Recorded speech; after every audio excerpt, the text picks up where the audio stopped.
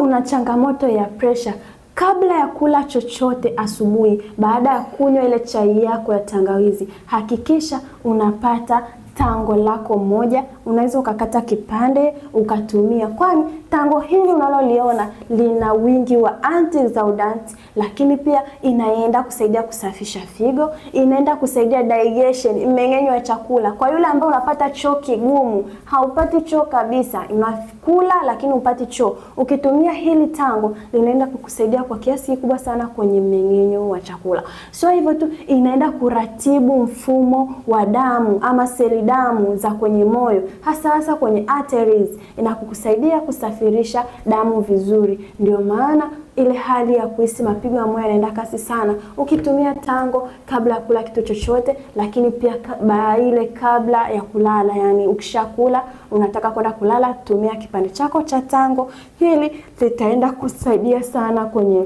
uratibu wa afya yako ya mwili. Kwa ajili ya afya, kwa ajili ya tips mbalimbali kuhusiana na masuala ya afya, usiache kunifollow, lakini like, comment na kushare ili watu wengi wazidi kujifunza zaidi. Kizuri zaidi, save video hii, itaweza kukusaidia hata baadaye.